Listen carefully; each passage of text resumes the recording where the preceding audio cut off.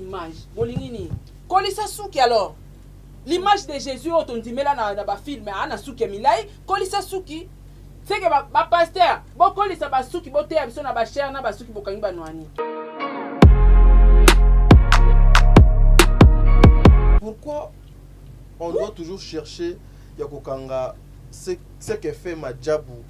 Faut que Luka Kanga et Loko Moko Boekati pour nous c'est ça. Donc, bon, t'as dit, Tocha Madjabou est à Mokili. Mais Madjabou Loki est à Mokili, les autres soutenir grand maître, Tokumi Sango Atakasi.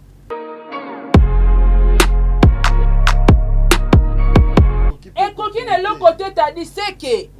To rejoindre ba musulman ba pasteur ba la ta ba veste te nzamba tikala olata mbatite to mona na ba zambala na ba tiniki wana aba la ta pantalon te na film à Jésus tango asukola re makolo mbati ala rate oyebi ti tango mwasi ndumba yaki na makola Yesu eloko ya kate donc c'est-à-dire ça c'est là et puis na raison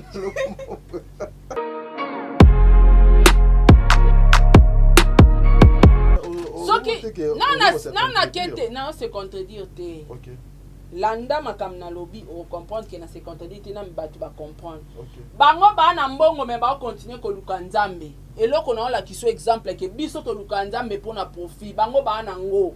Mais bazo continuer ko luka nzambe, c'est-à-dire ba comment ressemble nzambe pour na royaume des cieux. Ba kota lola ici pour na bango. Parce que pour na oya mokili nzamba pesa bango ba na ngo ba koka. Mais comme on que malgré ton coca, mais ça n'est pas comme mon corps aux besoin ils ont. Did somebody say that Madjabou Gospel is coming to the United States? Yes, Madjabou Gospel is coming to America. Pour la toute première fois, Madjabou Gospel aux États-Unis d'Amérique. On the 16th of January, it is happening in Portland, Maine. An amazing, life-changing and epic concert. Et le 23 janvier 2022, bien sûr, à Dallas, Texas. Je peux m'imaginer combien la gloire de Dieu sera présente. For 2022, it's gonna be glorious. The whole Madjabou Gospel team will be there. And we cannot wait to share this moment with you. Retenez ça très bien. Le 16 janvier 2022, nous sommes à Portland, Maine. Et le 23 janvier 2022, à Dallas, Texas. Invite a friend, save this to date, because you don't want to miss it. And I hope to see you there. Soyez bénis.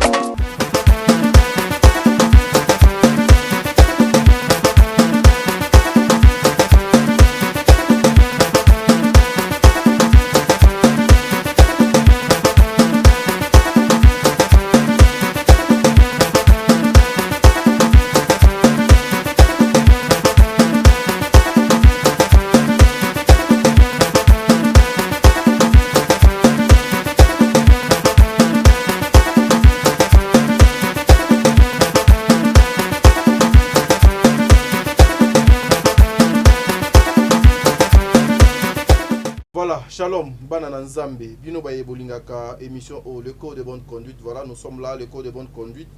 Et Outiko Bandali Soussou. Aujourd'hui, nous voulons encore une fois de plus que ça l'analyse sur la belle Oyo Ezoko Sangisa Banana Mboka, sur la musique congolaise en général. Mais na kolinga kofanda beaucoup plus dans Italie Madjabou talent parce que Madjabou gospel ngamoko nazala kiwana tokenaki conférence de presse oyo esangisaki bongo bapanzi sango ebele natina ya ba album misatu oyo ya ba produit ya Madjabou oyo ba uti kosilisa musala na bango basali sortie officielle nango une façon ya kolakisa na mokili mobimba ke biloko déjà ebeli bato bakoki kolia. Mais na conférence de presse wana nazalaki intéressé na présence ya le révérend pasteur Mike Kalambay. C'est là où nazu émission c'est là où j'ai voulu assez qu'on puisse faire analyse au Yona Sarah. Pourquoi j'ai choisi Sarah Tola? Parce que Nazali limité en fait pour l'instant pour aller chercher le révérend pasteur Mike Kalambay. Une façon il y a retourné 2, 3, 4 petites questions pour le moyen à Yanola Biso. Mais le coup la Sarah Tola Azali parmi lorsque Nathalie Kaba émission Sarah chaîne Naye avait Banda, elle fait la promotion totale Yamadjabou. Une fois pe na Yambaye a Betelanga Tolo. C'est la fille à papa, la fille à maman. Je vous salue, maman, maman et puis papa, je vous salue. Na boina tanga bakombo na bino po bato bakoma ono otanga ki kombo ya papa Bondo, otanga ki kombo ya papa Mariam, hein? Donc pour créer un problème donc na boina ngana tanga bakombo ya papa na maman mais ndeti natangi. Donc voilà, donc c'est un peu ça. Je reçois aujourd'hui Sarah Tola, tout le comment tout ça analyse oyo ensemble. Merci. Bon délit, fongo la caméra, tout le moyen tout soit déjà Sarah Tola, pour tout le moyen tout panzante que tout fongo la journée. Makambu et banda, c'est-à-dire tout le moyen tout betali solo parce que Makambu ya Madjabou Oyo, deuxième édition Oyo, Ezama Bemakas, et puis on a sali constat. Bah, pasteur Oyo, souvent, la majorité de pasteurs, bah, bois qui là-bas, flèche, bah, clash sur Bango. Je les ai vus là-bas. Mon colo, il y a conférence de presse, on a vu surtout qu'il n'y a pas de moussala, surtout sali moussala, tout le qui moussala moussous qu'à place tout ça moussala wana. Bon, des livres, quand c'est tout le langage moko, maman bijoun ketani alinga aboye. Nene wechi alinga aboye. Sarah Tola, mbote. Mon papa Bondo. Maman Maria, bonjour. Bakombo tangi nde sali kinazonga na kibomoto. Ok, merci. Wana point faible na yo. Point faible na yo. Kitaki bien te. Point faible na yo, point fort pour nanga. Mbote Sarah. Mbote ndeko tali. Mbote na bandeko nyonso to bazolanda biso na ngonga oyo bana nzambe. Ba chrétien. Nga benga mo ba chrétien te mais ba chrétien nyonso na bato nyonso to baza ba croyant, ba pratiquant, ba croyant. Et mbote na bino nyonso to bisika bozali. Voilà. Sarah, moi je vais aller tout droit dans objectif nanga. On a yeli na émission. Vu ce qui s'est passé avec le révérend pasteur Mike Kalambay, Azoki courage. Vraiment, pour moi, je ne m'attendais pas à quelque chose de comme ça. Il y a pour ça la note communiquée pour dire que à se retirer na Oetali Makamu ya Madjabou. Bien que Batumisusu Babongola Kango na marque na bango que Babengani ye asali soni patati patata celle qui connaît vraie version. Mais la personne qui avait démissionné de Yemoko, mais jour de la conférence de presse, j'ai vu le révérend pasteur Mike Kalambay na Katiasa. Sa présence était justifiée, Nani. Et choqué, oh. Pour notre question. Ouais, on a tenu choqué comment on a et choqué mais moi je voudrais savoir parce que la vidéo on a battu belé batali na chaîne nanga so kioké au monique aleki déjà azoki ne déjà battu belé bazotala et batona air bazotala bazotuna bisope ba question par rapport à la présence il y a le révérend pasteur Mike Kalambay. Voilà pourquoi j'en profite bino vous allez. Mais pourquoi il y a pasteur Mike non répondre à question là mais Batubaye baka Mike kam tazalaki tel pasteur Mike Azalaki sœur Esther Akawa Azalaki maman Lor Mbongo Azalaki papa Thomas Lokofe Azalaki même Rinon vous mikutu pepele Azalaki batu bazalaki belé. Pourquoi seulement Mike batu wana tu bayaki wana c'est basara na Madjabou? Est-ce que bazaba ambassadeur? Non. Mike, en dehors, il y a aux ambassadeurs dans Madjabou. Mais Aza pasteur, Aza chantre, tout le monde est pasteur Marcelo, Asara na Madjabou. Mais Mike a mérité, peut pas bengaye, Zaka a été l'occasion qui ambassadeur à Longwa, démissionnant à son ambassadeur, que Madjabou sera salé le mot pasteur Mike Ayate, non. ayaki na c'est qualité un serviteur ayaki comme invité Laura ba invité nyonso. Ma question est eza ya koyeba elle était venue na qualité ni ayaki na qualité ya ba invité Laura ba invité nyonso ba maman leur mbongo ba Esther Akawa. Mais chaque voilà. invité s'il vous plaît okende invité nyonso ayaki na qualité na qualité na invité non mais ayaki na qualité na je suis journaliste je suis pasteur je ayaki suis prophète ayaki lokola pasteur et puis lokola chantre parce que so totangi ba 5 chantres na Congo o ba yemba ba ningisa basala musala nzambe pasteur Mike Anakati donc ayaki lokola kulutu ayeko soutenir baleki babimisi album ayoka musique ya baleki a fortifier bango moi conseil moi stratégie voilà pourquoi présence na ezalaki wana côté mususu pe présence na ezaki aza serviteur de Dieu ayeko accompagner mona tout monde abamisi so abimisi album na ye abengi moi batu na ye baninga na ye o bazara ba collaborera bien ba tché poids par rapport à promotion et puis par rapport à moi visibilité ba conseil voilà pourquoi le pasteur Mike azalaki wana na biso na salle na majabu voilà à part cause à pasteur grand musicien na pena grand dolément na osaranate pasteur Mike pasteur ayaki pena na nenga mokili fali. Est-ce que c'était important sa présence par rapport à makambo nyonso? C'était très important. Il y a des missions na ye. Très important t'as dit. C'était très très important. Donc so babi batanga ba na bosani kutu. Papa na biso yaki reta, papa Yannick Tumba akoma pasteur. Présence na ezaki aza chantre de l'Éternel a emba makasi.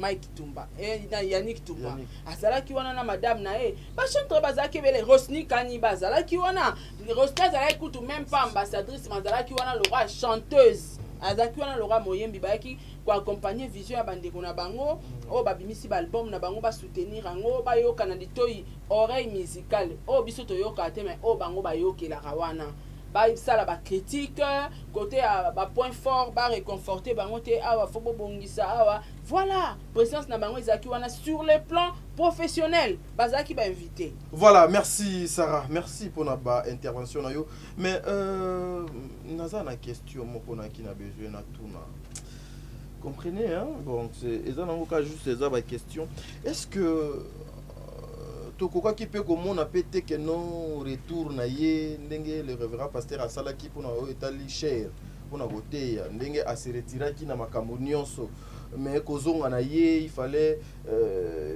basali na nzambe ba ki ne ba poser loboko ba zongisa ye sur le plan spirituel. Est-ce que ce n'était pas aussi important de voir na ngambo il y a Madjabou une note, une lettre et signaler même que nos présences il y a le révérend pasteur Mike Kalambay même si à cause de sous une équipe té local là-bas ambassadeur mais au moins azongi na musala na ye na ndenge esengeli il y a communiqué directement mokolo ya conférence de presse mais interprétation interprétation salaté yango mona nga na lingana nga mamba ba congolais te na komo mona ba mayele mukie olimbisanga te oui t'as dit na sekida na retiré te pona bidi abolimbisanga non retiré ngo te na lobidi abolimbisanga parce que ça tu peux pas dire que les congolais baka mayele mukie soki ozoloba ba congolais ba mayele mukie ba phrase na nga s'il te plaît ko bakisa ona lobi te ndenge na monaka on dirait c'est comme si ce n'est pas la confirmation na mona konzere bazaka mayele mukie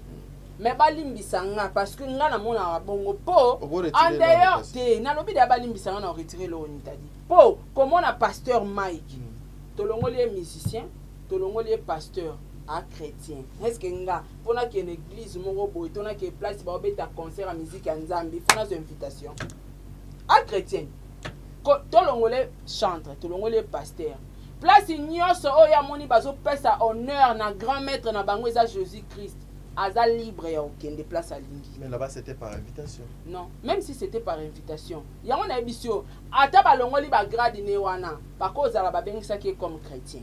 Tolongola ba grade parce que batebele ba vanda wana misu ba pasteur te. Ba pe ba chantre te, mais baza ki invité. Aye comme nani, aye comme invité chrétien. Voilà. Aki tolongola ka ba titre na tu ya Mike. Ayaki na le quoi invité chrétien. Voilà.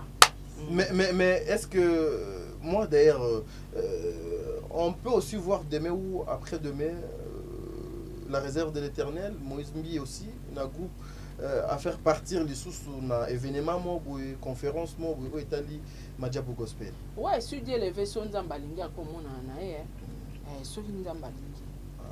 Wani komi volonté nzambe. Wani za volonté nzambe. OK. voilà. Sarah nazo ya kawana majabu oyo eza question moko bien que ba limitaki ba question ba tout moyen ba tout na ba question donc ezala quitté mais on avait tellement de questions pour poser mais temps et puis na ba question ba limitaki biso. Quand vous regardez la configuration, il y a Asbel Oyo et ça espoir au moins la jeunesse Oyo et ça a besoin et apporter en plus. Quand vous regardez sa configuration, il y a trop de jeunes, il y a trop des biloko, peut-être beaucoup de personnes bazoko détesté entre autres nakanisi Oyo Kaki Kulutunanga Nati na micro alobaki yango ete ba ndeko ya basi tel que des oyo tomoni bango na boye tomoni bango comme s'il y a pas vraiment quelque chose et go signifier ki bonzambe lorsque question tout ni question bien va répondre qui ndete voilà lorsque alobela sur ba maquillage le make-up habillement na bango par rapport ya ba affiche o biso tomona ki ezaki biloko misusu mais lorsque nous venons comme ça na réalité deux personnes différentes ou bien des choses différentes. Lorsque vous regardez tout ça, Sarah, okoki ko sala analyse nini par rapport à la structure oyo nous tous nous sommes obligés analyse claire analyse claire t'as dit yango moi na lobino likambo na mona net moi maele ezate parce que eza na place mon côté au Bible comment que ba chrétien pose à chrétien il faut ça ezate. Non mais chrétien azala na modèle. Te modèle na biso nyonso zali modèle ya kozala chrétien eza motema ya mutu. Modèle na biso comportement. Jésus. Yango na loba no. Bon mutu benga ma chrétien eza ba comportement. OK. Eza comportement na yo ningo zo tambolela ela kisaki mutu o tambola zo banga nzambe et ton cœur. OK. Eza bilamba te. Eza maquillage te. Eza perite eza na place monte ba koma ke omoni bato ba comme ça ba chrétien ba pauvre eza biso mona ba pasteur po muntu asambela nzambe il faut azala pauvre wana bomona ke muntu asambela ke alata bilambe toboka basapata mabe akanga asuki te achaka maquillage te atambola na voiture à luxe te aza wana ndesko baloba ke asambela kapena nzambe une fois que ba moni chrétien moko loka Simian c'est mec international bamoni chrétien moko o alataka bien akumbaka mituka cher aza bien azotia parfum bien maquillage ya kitoko mbongo akisi non eza na structure moko te bastructure na Bible ke signe ya bachrétien il faut mona chrétien na suki ya maboko faut mona chrétien na voiture epola faut mona chrétien alati bilamba griffe te nde aza chrétien eza nulle part kozala chrétien eza ko respecter ba principe ya nzambe ba dit qu'on au monde ko tambola selon la Bible et puis le cœur c'est faux na oza contre yo 1000 fois parce que y a na bateau a sa apparence ya qui sert mazam plus dangereuse que le kamuto a chaka make-up aza plus dangereuse que le kamuto a la taramini c'est faux. Aspect physique aussi et contact pour un chrétien tu oublies ça. Voilà pourquoi un pasteur ne peut jamais coller calibo soit autre à battoir ti sengle. Et ça déjà impossible pasteur à les canons cher à la tasinte t'as dit ça la matin. Et ça la matin là t'as bilamba là tina cher à l'église. Est-ce que batu baye bara prier lamba au zambala au yeso banda au là batu baye pri na. Ah, ça va to comme tu connais. Non mais to sur la sur makamanzambe. Est-ce que batu baye prier lamba là taka? Tinik wana batu bayi pri nango. Non. Tadi nzamba synonyme akozala mutapasi te. Wow. Nzamba synonyme akozala mobola te. Kozala chrétien la cité faut za mobola suki bizarre, linette à griffe te, robe à griffe te, otambola okanga basuki maboko. Non. Siko ba yebisanga seke bato ba na ba locks. Bato balaka na balox wana o bakoma ofinga bango soza na balox ozosambela raté so mo mbala tiki sukebele c'est ka sambela raté siko Jésus o tondima ba l'acception na film ala na suki vrai ou faux na sukebele te c'est que t'as dit OK lo la te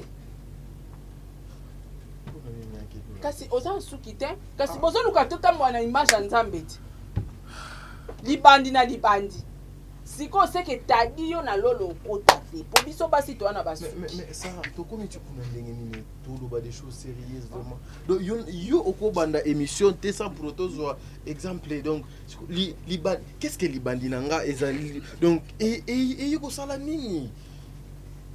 Non ça tata pati de lokisi. Tata po. Ofingeleki, otukeleki. Tata po, je souffre papa. Maman. Eh, maman. Eh, Tata po, je souffre beaucoup maman. Libandi nangai na yebite et ça là Sarah ngaju mususu o banomona ke na no longola chaque émission na no la ta. Oui que Jésus wana para pembe oui que c'est que biso tu photo tchaka choko po so choko te vraiment ko talola te.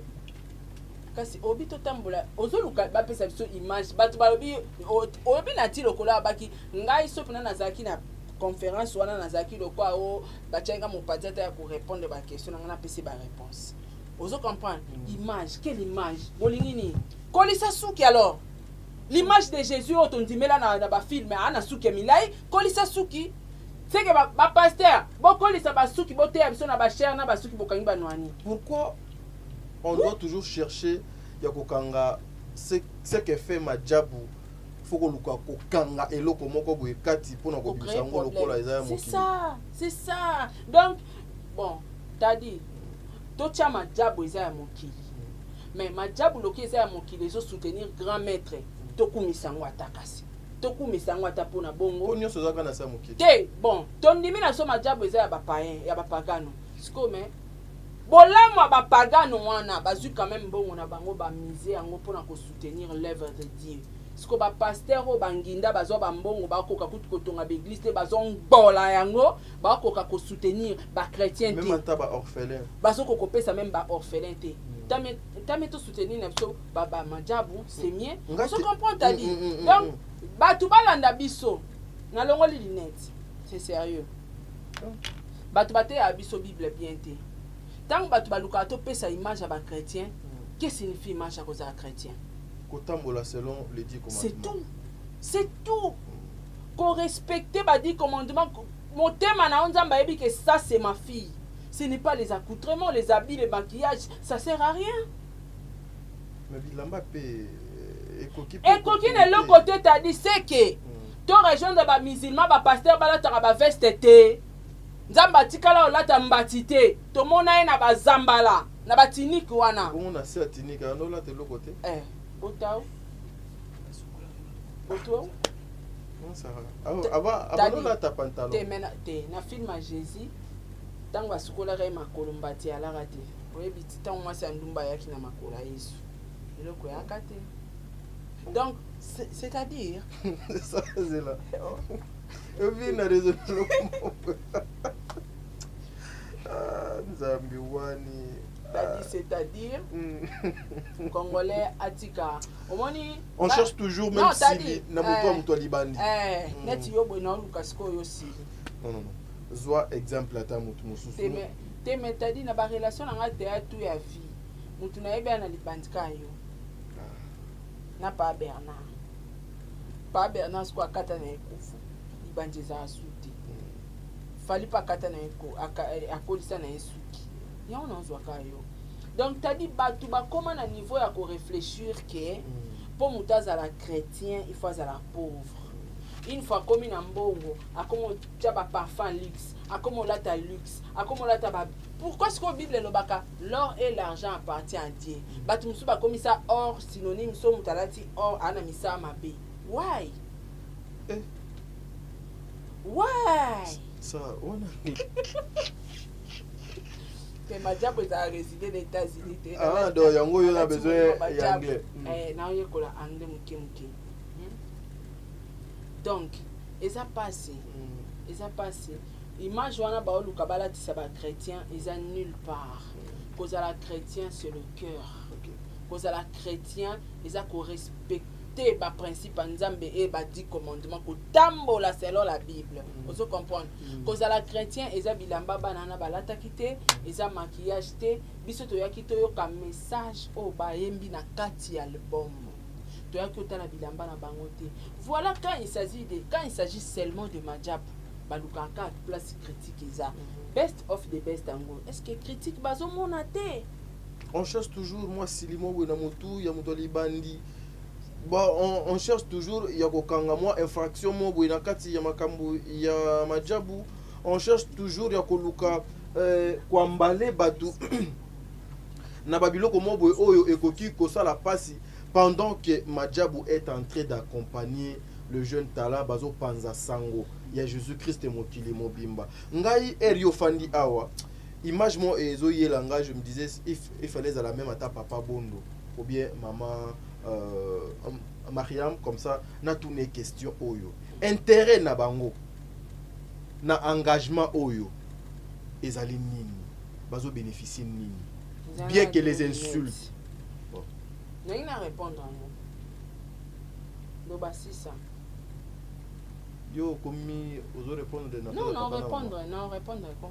bien que les insultes bien que des calomnies bien que oignon sur image oignon sur montage tout ce qu'on a fait na combo ya Asbel oyo bazo maintenir et continue toujours à multiplier les efforts des stratégies pour nous rendre encore parce que Jésus-Christ est derrière bango na campagne au baseli majabu so nzamba za kité kufa ni seulement ka biso réseaux sociaux mais il y a des pasteurs au ba combattre majabu et ça na ba magicien au ba combattre majabu et ça na ba to belé au ba combattre majabu au biso to mona te peut-être to mona ra o ya bémission ba fingaki mais o izo sala ma spiritualité to mona ngote donc Dieu nzamba za derrière majabu yango ozomona bakoka ko se maintenir na répondre par rapport au biba gagnera nini yeba yango tadi OK papa Roy na maman Mariam lelo yo soto bitotala ba pasteur ebele na Congo awa ba soutenir ba jeune te ba soutenir ba œuvre de l'éternité ba se soutenir pété ba vivre car na haine na jalousie mais moi si on a na mobali na e baluki mbongo kala c'est-à-dire ba ke biso luka nzambe pona profit e bara biso luka nzambe pona profit ndeti yo profit no ya liboso do luka nzambe za nani tenga luka so nzambe pona profit nazwa déjà nazwa likolo oh nazwa de chango na mutu na yo mutu to asambela luka nzambe pona nzala pona pasi so nzamba pesi siko tadi akomi très occupé imagine bato bakenda église azanga ate na kilt prière à lundi aza réunion ba maman na 16h aza mercredi louange soki nini nyonso wana aza disponible tadi pourquoi parce que non ni lote tadi azwa musala azwa mituka azwa mbongo azwa succès même dimanche pas qu'une église est comme à passer mais maman Mariam na papa Roy Bondo bazali na mbongo mais ils sont baluka nzambe kaya on a faire voir yo mais non na kete non c'est contredire te OK landa makam na lobi o comprendre que na se contredire te na mbatu ba comprendre bango ba na mbongo mais ba continuer ko luka nzambe eloko na ola kiso exemple que biso to luka nzambe pona profit bango ba na ngo mais bazo continuer ko luka nzambe c'est-à-dire ba koma ko sambela nzambe pona royaume des cieux ba kota lola isili pona bango parce que pona oya mokili nzamba pesa bango ba na ngo bakoka mais bakomotala que malgré to koka mais ça ne loko moko otoza nango besoin eza kokota lola bokonza likolo pona na se balonga papa Roy a travaillé en gouvernement aza au cadre il y a pendant 2 années et puis place à mon qui était en dehors de ça aza pasteur aza l'église quel est cette pasteur ou asunga bandini que au mona to mona on a l'église mon dimi pena ba passe au mona mnaki oh passe là tia aza na mbonga transport ozonga te prière ici il a commencé à basser ba payer transport maza l'église pasteur na mbongo ebele combien de pasteurs basunga bandini te ngaso na la pas même kopesa ba action de grâce dans l'église parce que na mona biso to pesa bino mais soki mondimi wana ka komi na difficulté pasteur o peso ata $1 te tade o piate mais couple wana ba mise mbongo na bango yango na olinga na répondre yo so ba gagner nini na nyonso baosala intérêt na bango oyo baganyaka eza royaume des cieux ni tete sa bana eloko baozwa te bana eloko baozwa te na majabu bana wana baopeseni baopesa bango neti nini 10 mois baopia bango so ozwi nao bacontrat biso bajournaliste tosigna yo oyebisangaki ngami na fuli majabu non asisi bato chômage aza na plus de donc nayebi te batravailleur ne batanga bacombien oh non ya bureau na ye asalaka à part ya label ya majabu ya télévision donc c'est compliqué bato wana bakoma osambelaka nzambe akotya bango lola bana profite yango nayebi si oke biso tosambela intérêt soka lelo soka moto ezaka permanent na église azwi mbongo même prière à dimanche oyata comme obengaka pasteur je suis très occupé je pourrais passer mais bon à ça de suite. Merci, voilà. Lato qui est lentement, mais sûrement vers la fin de notre émission. Et puis, bato wana so balatisa bango couple wana bakomisa bango ba sataniste. Ezaka kepo ba pasteur ba limita nzambe ba l'accepte que pose à la chrétien faut à pauvre. Et puis pe mutupe amema ba makambo akobimisa bango lokola bato mokili ezali kaka. Mosai na nzambe. Moko bango na bango basali na nzambe. Voilà pourquoi moi je voulais ajouter quelque chose pendant que Sarah Tola parlait. OK, question bato nara. Yango majabu bango bapesaka bambongo babimisa mbongo baganya nini yaya ba gagner au royaume des cieux na souffle de vie. Nzamba ba garder bango toujours en vie. OK. Et puis ba préparer lobby na bango tango yesu akoya tango enlèvement ekoya bakendeli felote. Ba soko tali bato bana mbongo bana ba jeep mafukama aolela aobondela nzambe yosko mituna mais moi sio aina jeep nga na mituna bongo ya église mamolangi tala ba garde corps na bana aina jeep alati ba bijou mais na plaireuse atandi pe liputa ba garde batikai na mutuka atandi liputa atandeli bana ye afukami aolela siko nga na mituni tadi moi sio azana mbongo na bana na ye aza pe na bag na ye sikaza marié aolela osa prière aolela mipesi pa nzamba aolela nabite seka aolela royaume des cieux po ana nyonso akolelela nzambe boye te ana bana ana mobali soki bato mbongo baoluka nlongi ya nzambe yaya boni biso bato toana eloko te yango mona yebisako bavrai bato basambelaka ya bariche. Merci, voilà. Biso tosambela nzambe ka poto moso tozwi. Au revoir. Merci beaucoup. Nzambe tokomi très occupé. Merci. Okomata isa nzambe battant. Nzambe na na tante na ke réunion. Oui, Sarah, quand tu parlais, je sentais quelque chose monter à moi. Et ça me fait trop mal. Ça me fait trop mal. Même lorsqu'on cherche à exposer les serviteurs de Dieu, parler à mal, il y a des serviteurs de Dieu, commettre en cause, ils ne sont pas des saints. Oui. Mais après un temps, on ne doit pas faire tout ça la campagne, il y a diableté. C'est ça.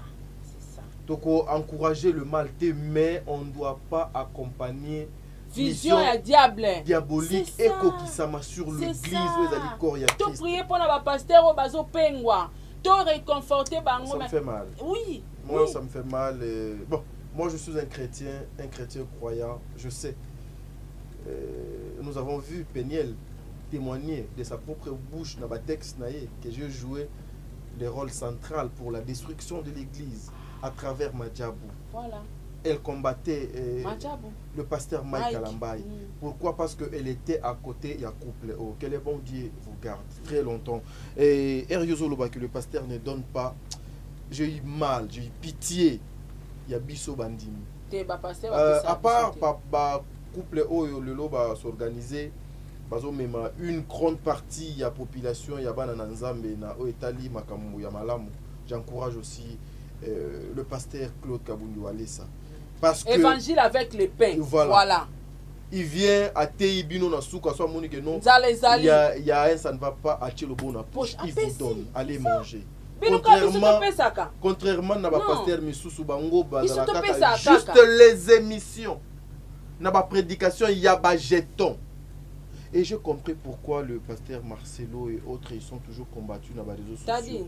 C'est parce que nakende église moko pe ba invitanga na mona mwasi moko ya mwasi moko omona ke o penda ana souffrance omona bina mwasi o aza na pasi tadi omona bina mwasi aza na pasi aza na eloko ta na moto osunga te mais omona mwasi ndenge wana tadi ayeta mosu akutana na pasteur ye mona ndako neta mosu asumbeli bana talipa te omona azolela mais baosenga ye futa na droit ya consultation somba jeton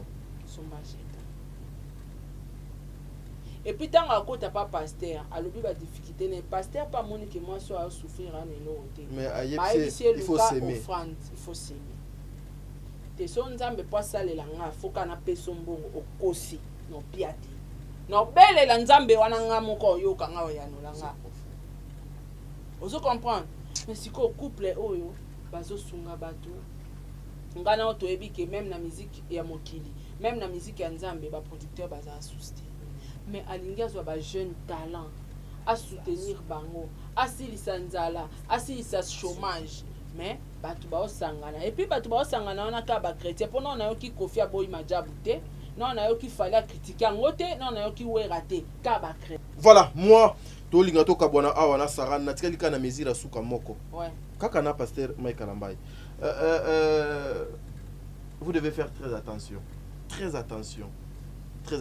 est-ce que nous le chrétien bana na nzambe to salema kaka photo lela kaka tozanga kaka tolanda kaka batu na sima. Je vous salue. Heureuse journée bisike zwa bino papa et maman. J'en profite aussi pour dire un grand merci à le révérend évangéliste papa Claude Kabundi Walesa parce que il accompagne aussi les enfants de Dieu, même ses fidèles à accompagner à Bango. Moi je vis ce papa qui ça plus de $5,000 pour payer sa moto. Oh ayebi ninda kuna eni ninite. Tokende kuna te nzambe kaka yebi finalité ya makambo nyonso. Te para na kisi o monte bala tia kisi.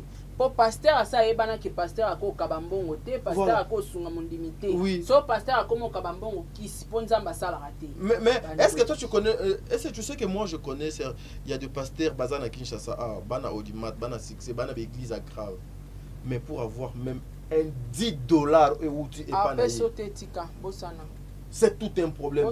Bon wango kaka ezalaka obiso to yaka kopesa dona mabonza na ba di.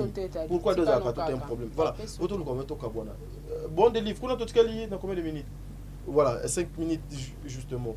Je vu un document de rumeurs, bon, ngana obengo rumeurs de vidéos, de messages na place publique. Moko ya ba musicien ya papa Mike Kalambai basundolié il paraît à la poison basundolié à sali ba SOS pendant que azalaki moko pe ya la belle Majabu aza musicien papa Mike Kalambai wana ba papa ba ko ya na au secours te asa nini aza malade ya sala ba SOS. Mais il paraît que Basundo lié de part et d'autre et pas papa Mike Kalambai n'aille pas de Majabu. Ils sont pas obligés mon frère. Non, ils sont pas obligés. Tozonga non na mamna logique, tolonga non makamba bana nzambe parce que ezaki makamba musala. Tadi s'il te plaît. Nzambe siko yo koloba isuni. Te awa na longoli no makamba kozala bana po bango ekoli communication nyonso so mutasambelaka boko makozwa ine ti jouer bill na bino bo manipula bango. Yebisanga lien nini ezali ke soki mutu travailleur na abeli obligatoirement il faut payer sa mbongo. Pas obligatoirement mais comme obligatoire assister, non mais tu paies so epoza na omoni ke moyen ezate tala tadi ata ba milliardaire hein bon na bango ezara calculer na obimisa budget moko na novembre pour na aide en dehors ya budget on a so esili na bouger sous mbongo misusu te ya omoni ba congolais tozo avancer te parce que to travailler na budget te mutu posa dépense il faut yeba ke olongola mbongo no mo ezara ya ba dépense mbongo wana esili ata mutu akufu obimisa te. Merci. Eza budget. Si ko yebisanga est-ce que pasteur Mike aza obligé que travailleur ne soka santé ya bimisambongo, soka beli ya bimisambongo, mama na kufi ya bimisambongo, kiboumba ngwani. Koma majabo yo sani na kati ya makama mwana wana. Easy. Koma majabo yo sani. Boyaki concours. Et puis batu congolais zaka ozolinga phrase yango te mais aza na bongo ntango boya concours na label ya monene lokwa majabu ata ozwi te oyebi combien de baproducteur oyo batali yo okozwa mpe tio motu moko mpe azwi yo aproduire yo abimisi yo mpo oyembai bien est ce que eza obligatoirement loko olekaki oyaki concours na majabu soki obeli to okufi to ozwi problème ifo ka makambo na bino elata yaya moi na majabu ko tosinya chantage toza prête ata olongwe sikoyo oki obayambi yo na TV5 olobi maba majabu yaya majabu ekokontinue biso tozala kaka tokovivre kaka deuxième édition ekosalama kaka ekochange eloko te. Merci, voilà. Sarah, toka bona awa un dernier mot. Mais l'écart la zwaki mbongo papa Mike apesaki ye azwi déjà apesaka ye kutu ki ete men kaye bapesaka ye ko soutenir par volonté kaza chantre na nga na soutenir ye loin de là lisusu azwaki enveloppe na part ya majabu ils étaient pas obligés yaya lelo yo majabu ekopesa susu te ekopesa te moni chantage nyonso bosala majabu bosali. Mais moi je me demande bandeko bakomaka ntina ba réseaux sociaux ndenge nini bandeko bakomaka ntina ba Inos bi abelaka te reba botaki Inos bi senga Vodacom mbongo reba botaki ebongo kayango wana makamba olinga bamemela majabu ti Inos bi soka beli majabu izwa charge kasi mais ba fiston buye babi obelaki senga mbongo na best of the best na Vodacom batu tout baleka na Vodacom soki babeli bazui problème basenga mbongo kuna comprendre ta dit. Voilà, mais moi je disais des fois bandeko bayaka okomati na réseaux sociaux ndenge makambo ngo et yakati na baitando eke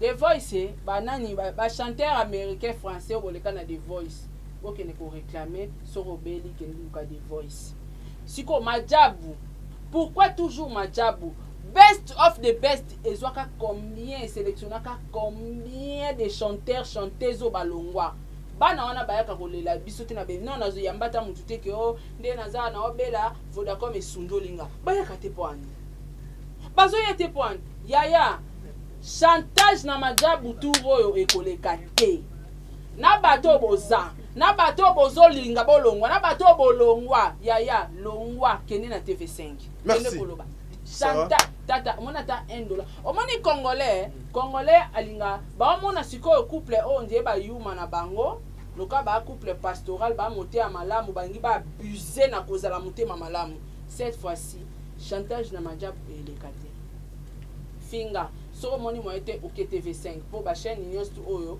déjà to mesana finga bango bandoki finga bango ba sataniste tia ba kombo nyonso label ya bandoki nyonso chantage ekoleka susu te salati mukolo moni ko sisi chantage na yo au revoir majabu biso to continuer kaka OK voilà. Donc merci. chantage ekoleka te ba best of the best ba Miss Vodacom ba na wana nyonso ba kenda pi poni ba yaka oleka be mission te pona bango ka pourquoi t'as dit pourquoi ka majabu Congolais alinga ne mutu amute malamu te Congolais alingaka mutu amute malamu te Congolais alingaka mutu oyo afacilitaka makambo te Congolais alingaka toujours souffrance Congolais alingaka toujours makambo ya ebele na entourage na bango po baluka moyen babanda kolela lela.